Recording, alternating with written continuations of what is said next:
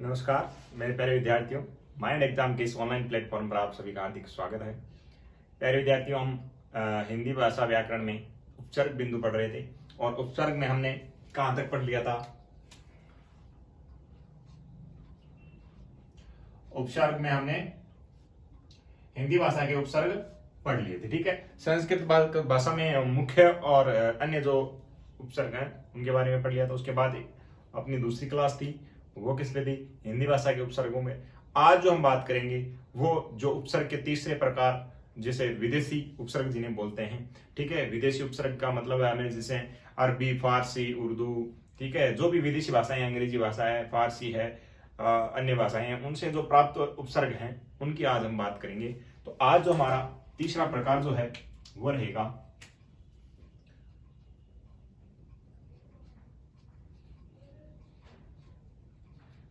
विदेशी उपसर्ग, ठीक है। आज जो हमारा मुख्य बिंदु रहेगा वो विदेशी उपसर्ग, यानी विदेशी अन्य भाषाएं जो हैं उनसे प्राप्त जो उपसर्ग हैं वो कौन कौन से हैं, ठीक है। तो आज हम बात करेंगे, ये भी अपने इतनी बात कर सकते हैं 15-20 के बारे में, ठीक है।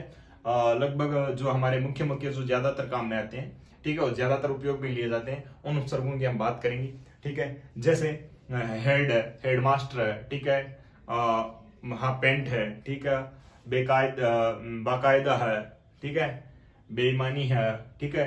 तो ये जो इस प्रकार के जो उपसर्ग हैं उनकी हम बात करेंगे जो सबसे ज्यादा काम में लिए जाते हैं, ठीक है। और विदेशी उपसर्ग का अर्थ क्या है कि विदेशी भाषाओं से प्राप्त, ठीक है, अर्जित कर लिए गए जो हिंदी भाषा में प्रयुक्त किए जाते हैं, ठीक है, उन्हें क्या कहा जाता है? विदेशी उपसर्ग कहा जाता है। तो सबसे पहले अपन बात करते हैं, तो जैसे उपसर्ग आता है बे, इसमें भी हम बात करेंगे इनके अर्थ की, ठीक है। तो सबसे पहले आता है बे, बे उपसर्ग आता है। इसके अर्थ की बात करें तो बे का अर्थ होता है रहित। यहां पे वही लिखना आपको, क्या उपसर्ग मैं लिख देता हूं इस प्रकार, आपको प्रोफॉर्मा बनाना एक उपसर्ग, उपसर्ग का अर्थ और उपसर्ग युक्त शब्द।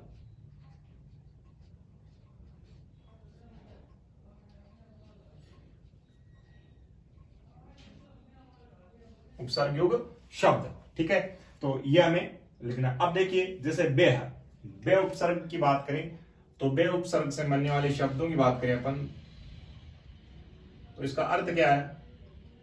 अर्थ तो मैंने आपको बता दिया कि बे का उपसर्ग क्या होता है? रहित। रहित का मतलब उससे वंचित, ठीक है।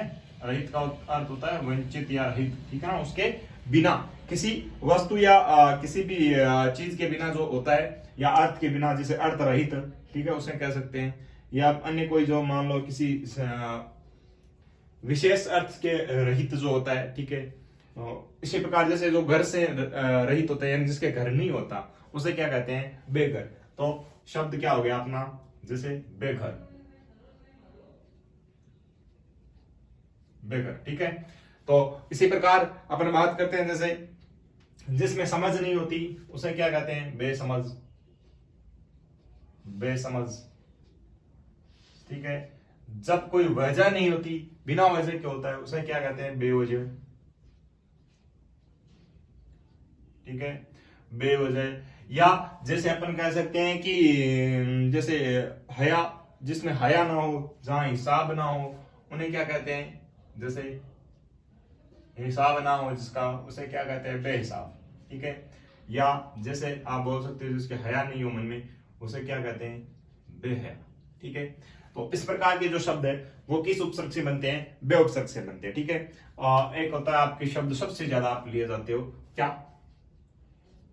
बेवफा, हाँ, बेवफा, ये तो सबको पता है, ठीक है। बेवफा सबसे ज्यादा आप काम में लेते हो, ठीक है, बेवफा निकली तुम, ठीक है ना। तो ये ध्यान में रखना है। इससे अगर आप अपन आगे की बात करें, ज्यादा आपको गहराई में नहीं जाना है, सिर्फ आपको क्या करना? उपसर्ग याद करना है, ठीक है। इसी प्रकार आगे बात करते हैं अपन। तो अपना दूसरा जो उपसर्ग है, दूसरा उपसर्ग रहेगा दर, ठीक है। दर का अर्थ होता है क्या? दर का अर्थ होता है मैं, दर का अर्थ होता है क्या? मैं। अब देखिए जैसे दर मतलब में, किस में? दरबार। बार कौन सा? अरे बार आपको गलत अर्थ में नहीं लेना, बार अलग होता है, ठीक है ना। वो बार की बात नहीं करें अपन, बात करें किसी स्थान की, ठीक है ना। तो दरबार यानी दरबार में, ठीक है।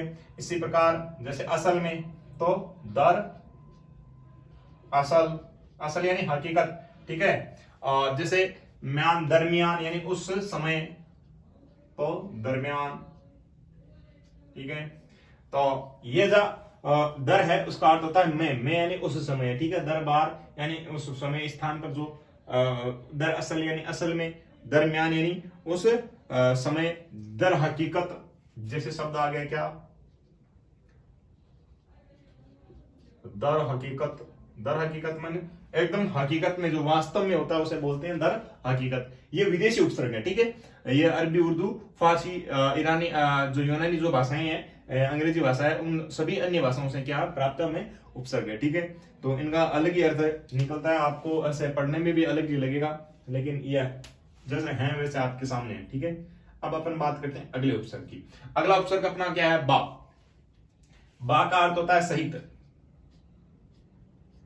उपसर्ग क्या है, बा, अर्थ क्या रहेगा इसका, सहित। एक जो विलोम जो उपसर्ग है, या जो विलोम में आपको पढ़ा रहा हूं, जैसे बे यानी तो क्या होता है रहित, बा यानी क्या होता है सहित। इनका खास तौर से ध्यान रखना है, यहाँ पे आपको क्या है कि भ्रमित ना हो जाए आप, ठीक है ना। तो ये बे का अर्थ होता है रहित और बा का अर्थ होता है सहित, यह आपको क्या करना है, अच्छे से ध्यान में रखना है, ठीक है। नहीं तो बे की बा अगर उल्टा पुल्टा हो गया ना तो सारा मामला गड़बड़ हो जाएगा। अब जैसे बा की बात करते हैं, बा का मतलब होता है, जैसे बा की बात करें, बाइज्जत, बाइज्जत, बाइज्जत का मतलब इज्जत सहित, बाइज्जत, बाइज्जत यानी इज्जत के साथ, बाकायदा, कायदे के साथ, बाकायदा, ठीक है। बाकायदा और बाइज्जत हो गया। इसके अलावा अपन बात करें तो बा अदब, अदब के साथ यानी अदब यानी क्या होता है, सम्मान, मान सम्मान, ठीक है। मान सम्मान, बा मुलाइजा, बा मुलाइजा, बा मुलाइजा, बा अदब, अदब यानी होता है मान सम्मान, इज्जत का भी अर्थ मान सम्मान, कायदा यानी जो अपना एक क्या होता है, सीमा होती है, उसे बोलते हैं कायदा, ठीक है। अब अगर अपन बात करें आगे, तो अगर अपना आगे बात करें तो अगर अगला उपसर्ग कौन सा होगा अपना, अगला उपसर्ग होगा अपना कौन सा, ला। ला उपसर्ग है। ला उपसर्ग की बात करें तो ला का अर्थ क्या होता है, परे या बिना, परे या बिना, या आप बोल सकते हो क्या, रहित। बिना का अर्थ रहित में ही लिया जाता है। जैसे जैसे शब्द कौन सा हो गया, लापरवाह, लापरवाह है, ठीक है। लापरवाह का मतलब जिसके कोई भी असर नहीं होता, वो क्या होता है, लापरवाह, लापरवाह। ला इलाज, ला इलाज, जिसका कोई इलाज ना हो, ठीक है। या जैसे जिसका कोई पता ना हो, उसे क्या कहते हैं, लापता, ठीक है। लापरवाह, ला इलाज, लापता। इसके अलावा अपन बात करते हैं तो क्या, जिसका कोई जवाब न हो, यानी अगर कोई चीज आपको क्या लगी, अच्छी लगी हो, या जैसे आप खाना बनते हो घर पे, ठीक है, खाना खाते हो, ला जवाब, ठीक है। तो आप क्या कहते हो, आज तो क्या बना है, लाजवाब बना है। लाजवाब मतलब बहुत ही ज्यादा अच्छा। तो बिना लाजवाब यानी जिसका कोई जवाब ना हो, यानी बिना जवाब वाला हो, उसे क्या कहते हैं, लाजवाब, ठीक है। तो इस प्रकार से ला का अर्थ होता है परे या बिना, ठीक है। यह है आपके उपसर्ग। इसमें आगे आप बात करते हैं आगे।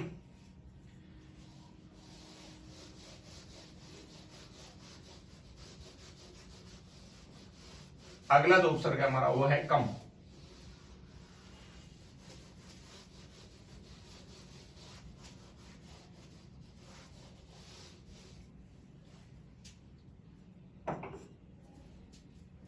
अगला जो हमारा उपसर्ग है वो है कम। कम का अर्थ क्या होता है, कम का अर्थ होता है यानी अल्प, अल्प बोल सकते हो। कम का अर्थ क्या होता है, अल्प यानी थोड़ा, अल्प या थोड़ा, ठीक है, अल्प या थोड़ा। तो जैसे अल्प, अगर थोड़े की बात करें तो जैसे कम उम्र, जिसकी उम्र क्या हो, कम हो, कम उम्र, ठीक है। कम अकल, जिसमें कम अक्ल हो, वो कम अक्ल वाला, ठीक है, ठीक है। और जिसमें समझ कम हो वो क्या होता है, कम समझ, ठीक है। और इसी प्रकार और बात करें अपन आगे तो जैसे कम वक्त, कम वक्त, जो बदमाश होता है उसे बोलते हैं आप कम वक्त, कम वक्त, ठीक है। तो ये जो सारे शब्द हैं वो किससे बने होते हैं, कम उपसर्ग से, ठीक है। कम उपसर्ग किसका है, विदेशी उपसर्ग का, वो विदेशी भाषा का, ठीक है ना। तो इस प्रकार के ऐसे शब्द बनते हैं। एक शब्द और होता है सबसे ज्यादा काम में लिया जाता है ना, कमजोर, जिसमें जोर नहीं हो, ठीक है ना, थोड़ा जोर हो, उसे क्या कहते हैं, कमजोर, ठीक है। तो ये है कम उपसर्ग, इसका अर्थ क्या होता है, अल्प या थोड़ा। आगे अपन बात करते हैं उपसर्ग की, तो उपसर्ग आता है अपना ना। ना का अर्थ क्या है, ना का अर्थ होता है नहीं, ना का अर्थ क्या होता है, नहीं, ठीक है। ना का अर्थ नहीं होता है। अब ना का अर्थ नहीं होता है तो इससे बनने वाले शब्द कौन कौन से होते हैं वो देख लीजिए। जैसे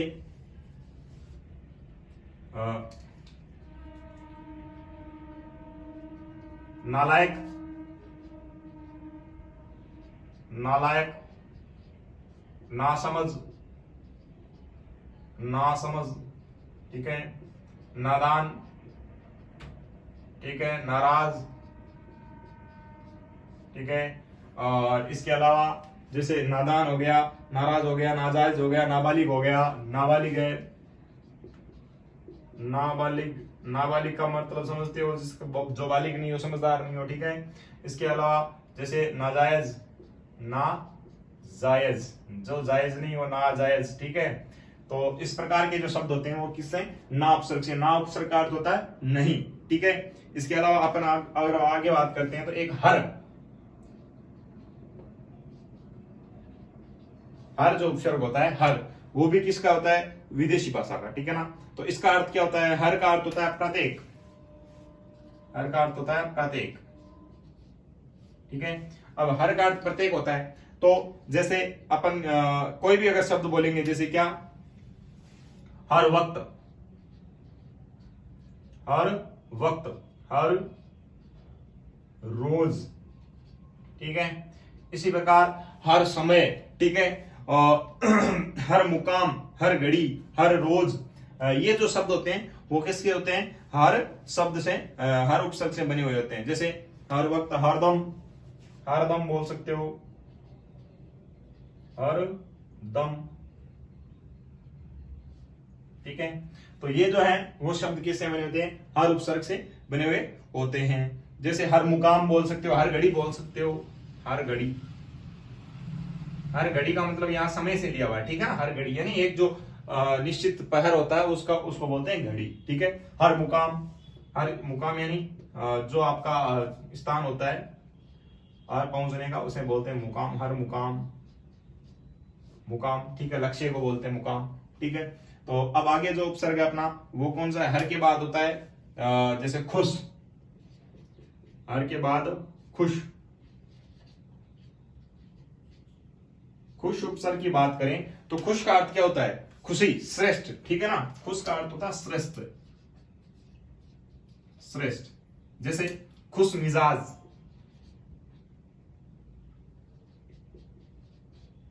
खुश मिजाज, ठीक है। यानी वो व्यक्ति तो क्या है, बहुत ही खुश मिजाज है। खुश मिजाज हो गया, खुश नुमा हो गया, खुशहाल हो गया, खुश खबरी हो गई, खुशहाल हो गया,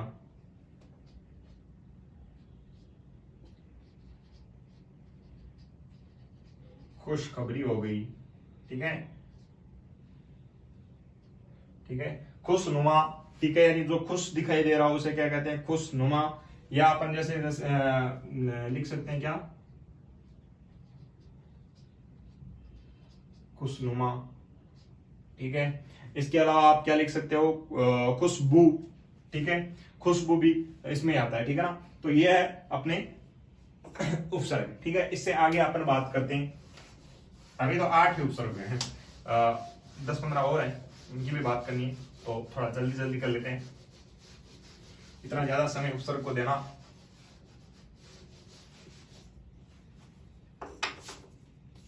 इसके अलावा बात करते हैं बद। अपना जैसे उपसर्ग है क्या, बद, बद का उपलब्ध जैसे अपना अर्थ लेते हैं तो बद का अर्थ होता है बुरा। बद का अर्थ क्या होता है? बुरा। बुरा बुरा जैसे बद नसीब होता है, यानी जिसका नसीब क्या हो? बुरा हो, जो अपने बदमाश हो, ठीक है, बदमाश यानी जिसका क्या हो?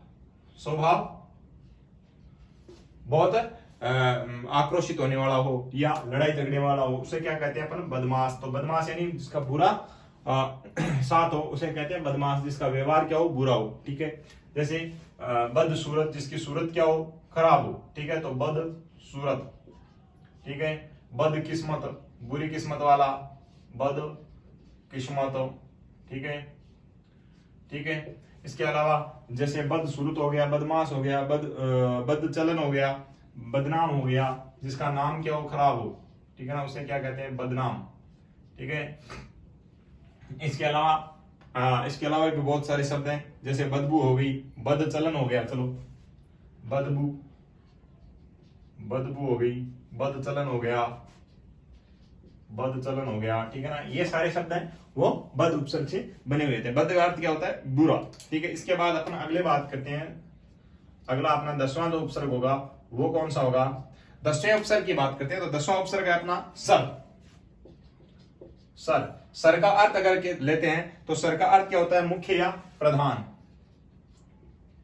मुख्य या प्रधान। सर उसके लगाते हैं, किसके?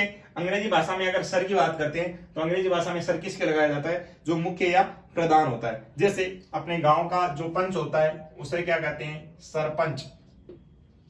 गांव का मुखिया होता है उसे क्या कहते हैं? सरपंच। जो जैसे पंजाब में ऐसे बोलते हैं तो क्या बोलते हैं? सरदार। यानी किसी टुकड़ी या सेना का जो मुखिया होता है उसे क्या बोलते थे? सरदार। इसी प्रकार अगर ताजों में जो श्रेष्ठ या मुख्य उसे क्या कहते हैं? सरताज। सरताज। उसी प्रकार जैसे अपने कार्य करने में सबसे बड़ा होता है उसे क्या कहते हैं? मुख्य होता है उसे क्या कहते हैं? सरकार। तो यह है सर उपसर्ग, ठीक है। इसका अर्थ होता है मुख्य या प्रधान। अगला अपना उपसर्ग जो है, अगला उपसर्ग है क्या? बिला। अगला उपसर्ग अपना क्या? बिला। अब बिला उपसर्ग की बात करें तो बिला का अर्थ क्या होता है? बिला का अर्थ होता है बिना।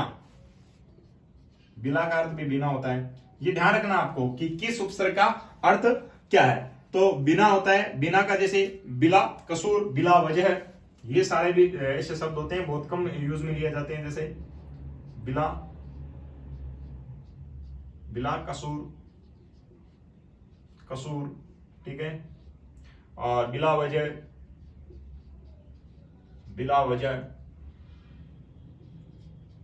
बेकसूर, बेवजह, ये जब सबसे ज्यादा क्या लिया जाता है? काम में लिया जाता है। इसलिए बिला शब्द उपसर्ग है, उसको बहुत कम हमारी हिंदी में काम में लिया जाता है, ठीक है ना। ये ध्यान रखना है। बिला, कानून, ऐसे होते हैं लेकिन ये बहुत कम काम में लिया जाता है। इसके ज्यादा शब्द आपको अपने को देखने की आवश्यकता नहीं है। अब अगला उपसर्ग की बात करें, अगले उपसर्ग में बिला के अलावा बात करते हैं आगे, तो क्या होता है? ब उपसर्ग, सिर्फ ब। का अर्थ यहाँ पे क्या लेते हैं? सहित। का जो अर्थ होता है वो भी सहित के रूप में लिया जाता है। जैसे बतौर, बखूबी, बतौर, बखूबी, बखूबी यानी बहुत ही आसानी से, ठीक है। बशर्त, बशर्त यानी शर्त सहित, ठीक है। इसके अलावा ब की अगर बात करें अपन तो जैसे बेस कीमत नहीं, सॉरी, बेस कीमत नहीं होता है, बदौलत होता है। बदौलत, बदौलत, बदौलत का अर्थ एक तो इसमें लिया जाता है बदौलत यानी उसके बदले में, लेकिन यहाँ पे क्या है? सहित, ठीक है ना, यानी सूद सहित, उसके बदले में जो लौटाएंगे वो सूद सहित, ठीक है। इसी प्रकार आगे अपन बात करते हैं तो अगला जो अपना उपसर्ग है लगभग 13वां होगा, हाँ 13वां उपसर्ग है। 13वां उपसर्ग अपना है जैसे नेक। नेक, नेक का अर्थ क्या होता है? अच्छा। नेक यानी बहुत ही अच्छा या भला, अच्छा या आप कह सकते हैं भला, ठीक है। जैसे नेक इंसान, ठीक है ना, नेक इंसान, नेक राह, नेक नाम, नेक रह, नेक नाम, ठीक है। इसके अलावा जैसे नेक नाम, नेक इंसान हो गया। इसके अलावा जिसकी नीयत अच्छी होती है, ठीक है, उससे क्या बोलते हैं? नेक नीयत। एक जैसे जिसका दिल क्या होता है? अच्छा होता है, उसे क्या बोलते हैं? नेक दिल इंसान, नेक दिल इंसान, ठीक है। तो ये जो शब्द होते हैं वो किससे बनते हैं? नेक उपसर्ग से बनते हैं। नेक का अर्थ क्या होता है? भला, ठीक है। आगे अपन बात करते हैं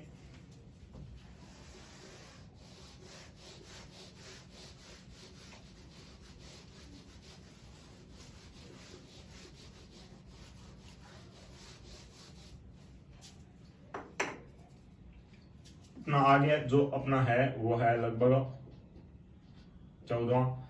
अब बेस उपसर्ग अपना क्या उपसर्ग अपना होगा, सॉरी, एन, या अपन बेस ले सकते हैं, बेस, ठीक है। बेस उपसर्ग, बेस उपसर्ग, ठीक है। बेस उपसर्ग का अर्थ की अगर अपन बात करें तो बेस का अर्थ होता है अत्यधिक, यानी बहुत ज्यादा, अधिक, अत्यधिक। तो जैसे बेस कीमती, ठीक है, बेस कीमती हो गया, या अपन बात करें तो बेस कीमत हो गया। ये दो एक शब्द होते हैं, दो क्या होते हैं इसमें ले जा सकते हैं, जैसे बेस कीमत, ठीक है, या बेस कीमती, ठीक है ना। ये दोनों शब्द है, कीमत या कीमती आप दोनों लिख सकते हो, ठीक है। बेस कीमत या कीमती, कीमती लिख सकते हो, जैसे बेस कीमती, ठीक है। और आगे अपन बात करते हैं अगले उपसर्ग की। तो अगला उपसर्ग है कौन सा? 15वां, ठीक है। 15वां उपसर्ग है अपना, ये अपन बात करते हैं एन, एन उपसर्ग पर। एन वक्त, एन यानी उचित समय, यानी ठीक उसी समय। तो एन का अर्थ क्या हो गया? ठीक। एन यानी ठीक, एन यानी क्या होता है? ठीक। जैसे एन वक्त, एन वक्त हो गया। या अपन बात करते हैं जैसे एन जगह है, एन वक्त यानी ठीक उसी समय, एन वक्त हो गया। ठीक उसी जगह आता है कोई, तो उसे क्या बोलते हैं? एन जगह है, ठीक है। या उस मौके पे आ जाता है तो उसे क्या बोलते हैं अपन? एन मौका, ठीक है। तो ये जो उपसर्ग है वो है विदेशी उपसर्ग, ठीक है। अगर अगर अपन आगे बात करते हैं, इससे आगे बात करते हैं एन के अलावा। एन के अलावा कौन सा आता है? एन के अलावा आता है हम। हम का अर्थ क्या होता है? हम का अर्थ होता है स्वयं, साथ या सहयोग। हम का अर्थ होता है साथ, हम का अर्थ होता है साथ या सहयोग, ठीक है। साथ या सहयोग। हम जैसे हम सफर, हमराज, हमदम, हमराज, हमदम, हम सफर, हम सफर, ठीक है। इसके अलावा अपन बात करते हैं जैसे हम दर्द, जो अपना दर्द समझता है उसे क्या कहते हैं? हमदर्द। तो ये है हम उपसर्ग से बनने वाले शब्द। आगे बात करते हैं, तो ये संख्या अपनी कौन सी है? 17। 17वां जो उपसर्ग है, आगे हम के अलावा बात करते हैं तो को उपसर्ग होता है। को उपसर्ग का अर्थ किस में लिया जाता है? सहित में। को यानी सहित, ठीक है। तो को यानी सहित होता है, जैसे और ये किसका होता है? अंग्रेजी भाषा का। जैसे कोऑपरेटिव, कोऑपरेटिव, ठीक है। कोऑपरेटिव यानी क्या होती है? कोऑपरेटिव बैंक होती है, ठीक है ना। तो उससे जो शब्द आगे को लगता है वो किसका होता है? अंग्रेजी भाषा का होता है। को का अर्थ होता है सहित, ठीक है। जैसे को एजुकेशन, को एजुकेशन भी बोल सकते हो आप, को एजुकेशन, को एजुकेशन, ठीक है। ये जो शब्द होते हैं वो किसके? को उपसर्ग से बने हुए होते हैं। इसके अलावा कोऑपरेशन भी होता है, ठीक है। तो ये जो है वो है को उपसर्ग से बने हुए शब्द। अब अगर अपन आगे बात करते हैं, आगे अंग्रेजी वाले की बात कर लेते हैं, ठीक है। तो जो अगला अपना अंग्रेजी का जो उपसर्ग है वो कौन सा है? हाफ। जैसे हाफ, हाफ का अर्थ क्या होता है? हाफ का अर्थ होता है आधा, आधा। हाफ का अर्थ क्या होता है? आधा। हाफ का अर्थ होता है आधा, ठीक है। आधा, जैसे हाफ कमीज, हाफ कमीज, ठीक है, हाफ पैंट, ठीक है। हाफ पैंट किसको बोलते हैं? जो शॉर्ट्स बोलते हो आज के जमाने में, उन्हें क्या कहा जाता है? हाफ पैंट कहा जाता है। हाफ शर्ट, हाफ बाजू का जो शर्ट होता है उसे क्या बोलते हैं? हाफ शर्ट, ठीक है। जो टिकट, आधी टिकट लेते हैं अपन, ठीक है, बच्चों की, ठीक है, उसे क्या बोलते हैं? हाफ टिकट, हाफ टिकट, ठीक है। तो ये होता है हाफ, अंग्रेजी भाषा का उपसर्ग है, इसका अर्थ क्या होता है? आधा, ठीक है। हाफ कमीज हो गया, हाफ पैंट हो गया। पैंट, हाफ पैंट किसको बोलते हैं? जो शॉर्ट्स होते हैं अपने, या आप बोल सकते हो निक्कर या कच्छा, ठीक है, तो उसे बोलते हैं हाफ पैंट, ठीक है। इसी प्रकार अगले अपन अंग्रेजी वाले की बात करते हैं, तो अपना अगला जो उपसर्ग है वो है 19वां उपसर्ग। 19वां उपसर्ग अपना कौन सा है? Head, head, head. जैसे हेड का अर्थ क्या होता है? हेड का अर्थ भी प्रमुख होता है, प्रमुख। हेड का अर्थ क्या होता है? प्रमुख। थोड़ा इसको नीचे लिखना पड़ेगा।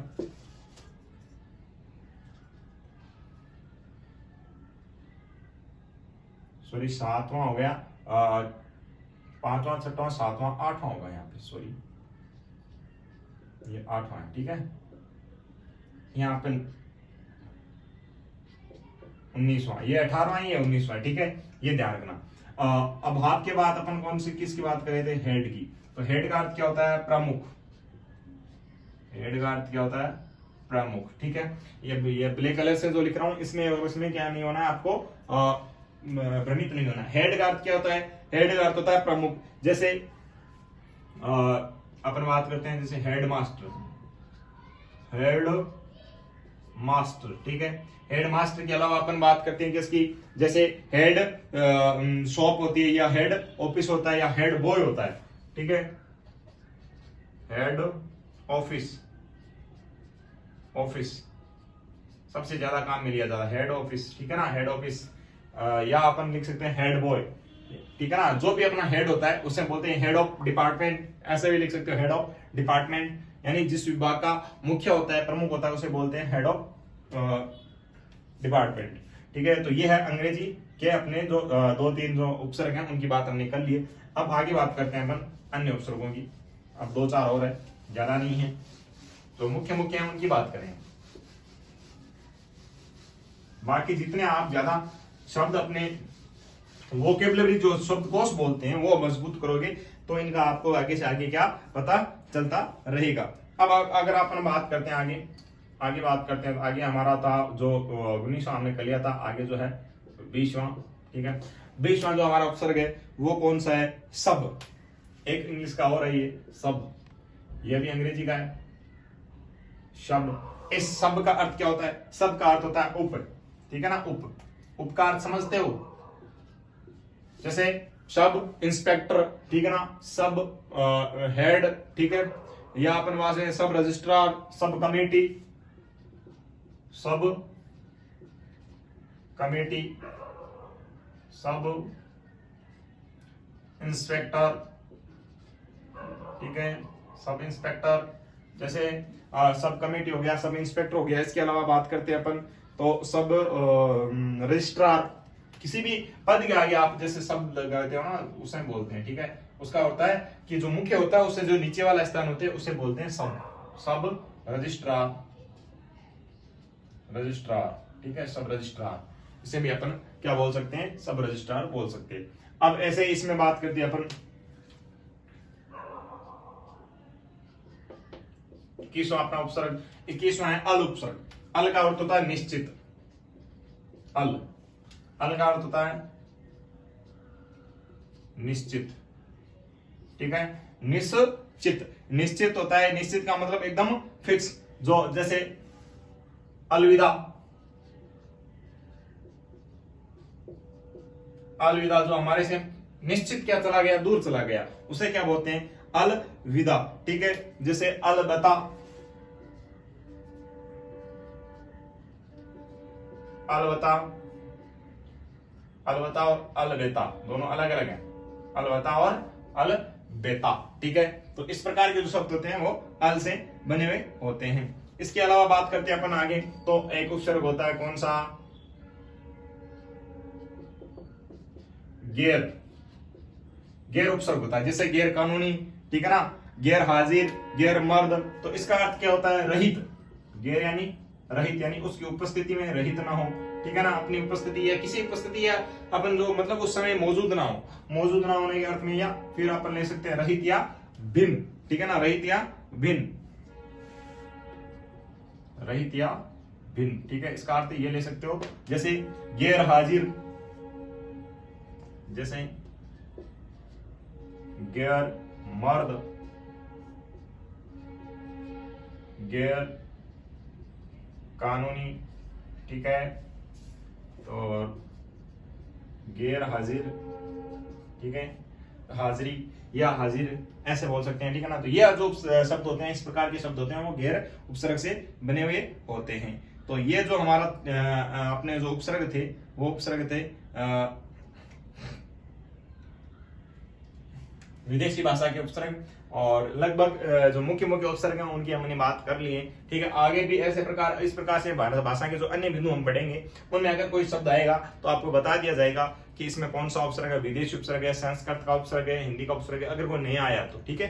तो धन्यवाद मेरे प्यारे विद्यार्थियों, और आपको ज्यादा से ज्यादा क्या करना है, वोकेबलरी जो होती है, शब्दकोश होता है, उसको देखना है, ठीक है, और उसमें से आपको क्या करना है, पता करना है कि इसमें कौन सा उपसर्ग और कौन सा शब्दांश है, ठीक है। और एक बात ध्यान रखना, उपसर्ग का अगर आपको पता लगाना हो कि उपसर्ग के अंदर अगर जो शब्दांश रह रहा है वो सही है या नहीं है, तो इसके आपको क्या करना है, इसके लिए आपको क्या करना है, आपको आ या वी दो उपसर्ग हैं, ठीक है, उनको लगा के देखना है, ठीक है। तो वो आप लगा के देखोगे तो लगभग आपको क्या उसका अर्थ पता चल जाएगा, ठीक है ना। अगर शब्दांश में आपको कहीं लग रहा हो कि ये सही नहीं है, तो आपको क्या करना है, वी या आ उपसर्ग लगा के पता करना है, और पता लग जाएगा, ठीक है। तो ये है हमारा उपसर्ग। तो धन्यवाद मेरे उपसर्ग मेरे विद्यार्थियों, आपको मेरी उम्मीद है कि आपको ये सब समझ में आ गया होगा। और आगे हम जो बात करेंगे, अगला जो हमारा बिंदु होगा वो होगा हिंदी भाषा का प्रत्यय, ठीक है। तो हिंदी भाषा में प्रत्यय में जैसे तद्धित प्रत्यय कौन सा है, कृदंत प्रत्यय कौन सा है, उनके प्रकारों के बारे में, उनकी परिभाषा के बारे में, ये हम सब पढ़ेंगे। धन्यवाद, जय हिंद मेरे प्यारे विद्यार्थियों।